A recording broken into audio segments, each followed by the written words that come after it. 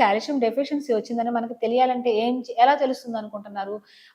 అసలా దంతాలనేవి చాలా స్ట్రాంగ్ అని ఎంతమందికి తెలుసు? ఎందుకనంటే పూర్వకాలంలో మనుషులని పాతిపెట్టినప్పుడు బాడీలో ఉన్న పార్ట్‌లన్నీ కూడాను మట్టిలో కలిసిపోయేవంట. కానీ ఏవైతే మన దంతాలున్నాయో అవి మట్టికి ఎన్ని సంవత్సరాల తర్వాత అది ఓపెన్ చేసినా కూడా దంతాలు కనిపించేవి. ఎందుకనంటే దంతాలు అంత స్ట్రాంగ్‌గా ఉండేవండి.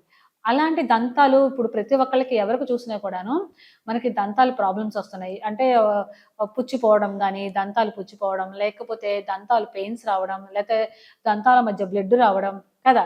చిగుళ్ళ మధ్య బ్లడ్ రావడం, చిగుళ్ళు వాపు రావడం ఇలాంటివన్నీ ఎందుకు జరుగుతున్నాయో తెలుసా? కాల్షియం డెఫిషియన్సీ అన్నమాట.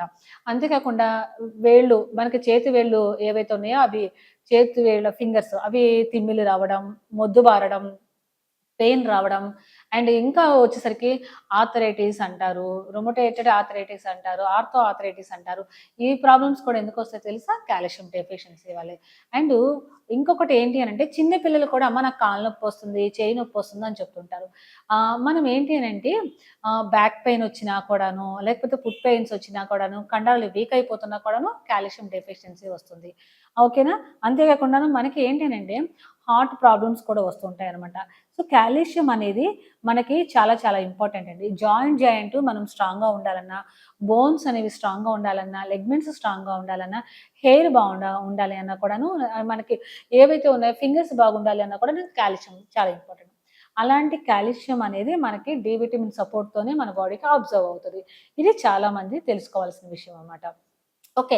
ఇంకొకటి ఏంటి అనంటే, మనకి జాయింట్‌కి మధ్యలో ఉండే కుషన్ ఏదైతే ఉందో, అవి అరిగిపోతూ ఉంటాయి. ఎందుకంటే ఎక్కువ నడవడం వల్ల. కొంతమంది నడవకపోవడం వల్ల కూడాను.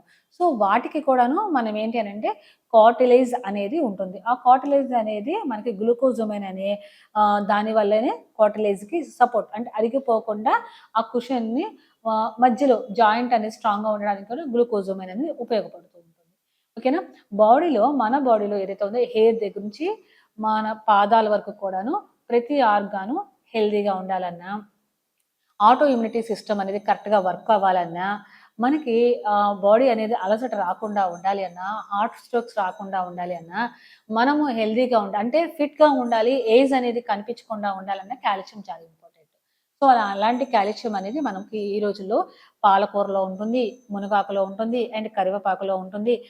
మీరు ఇంకా ఏంటంటే చాలామంది పాలు తాగుతూ ఉంటారండి. చిన్న పిల్లలకైతే పాలు ఓకే గానీ, పెద్దవాళ్ళకి వద్దు. ఎందుకంటే పాలు తాగితే కొంతమందికి ఆహ్, డే డైజెషన్ ప్రాబ్లమ్ వస్తుందనమాట. ఆ డైజెషన్ ప్రాబ్లమ్ వస్తే ఏమవుతుందంటే మనకి ఇంకొక హెల్త్ ప్రాబ్లమ్ వస్తుంది.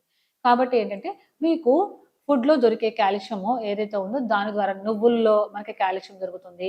ఓకేనా? అండ్ ఆకుకూరల్లో కాల్షియం ఉంటుంది. మునగాకులో చాలా ఎక్కువ ఉంటుందండి. కరివేపాకులో కూడా.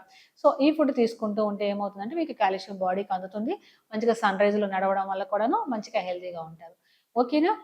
ఇంకా మీకేమైనా కాల్షియం మీద డౌట్స్ ఉంటే స్క్రీన్ మీద స్క్రోల్ అవుతున్న నంబర్‌కి కాల్ చేయొచ్చు. మా ఛానెల్‌ని సబ్స్క్రైబ్ చేసుకోండి.